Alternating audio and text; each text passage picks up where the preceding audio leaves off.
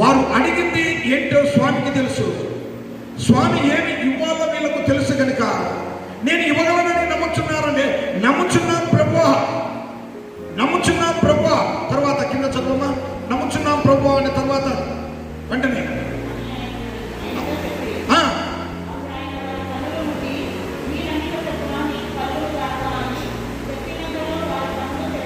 దేవుని నామమునకు మహిమ కలుగును గాక. నమ్ముచున్నారా? నమ్ముచున్నాం.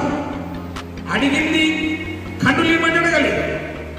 మళ్ళీ వారు సమాధానంలో మా కన్నులు స్వామి అని అడగలేదు. అంత అంతర్మదనంలో జరిగిపోయింది. అక్కడ ఉండే వారి ఊహలకు అందరికి రీతిగా దైవ జ్ఞానముతో దేవుడు అడిగాడు. ఇద్దరు గుడ్డివారు కూడా అదే జ్ఞానముతో సమాధానము చెప్పారు. వారు అడిగింది ఏంటో స్వామికి తెలుసు, స్వామి ఇచ్చింది ఏంటో వీరికి తెలుసు. దేవునికి మనకు ఉండవలసిన పండగ మనం ఏమి అడుగుతామో, మనం ఏమి పొందుకోవాలో దేవునికి మనకు తెలియాలి. పక్క వ్యక్తికి అవసరం లేదు. ఏమి అవసరం లేదు, ఇక్కడ ఎవరు అవసరం లేదు. వెంటనే వారి యొక్క తల మీద చేతులు ఉంచి మీ ఏమైతే అడిగారో ఆ రీతిగా మీ కన్నులు తెరవబడునుగాక.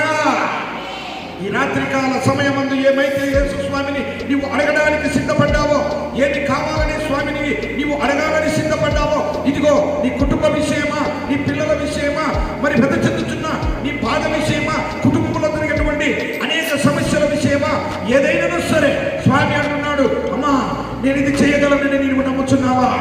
నేను ఇది చేయగలనని నువ్వు నమ్ముచున్నావా?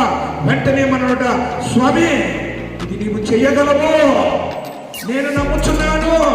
వెంటనే స్వామి అంటాడు, నీ నమ్మిక చొప్పున నీ కుటుంబంలో జరుగునుగాక. నీ నమ్మిక చొప్పున నీ బిడ్డల భవిష్యత్తు మనసులు మారునుగాక.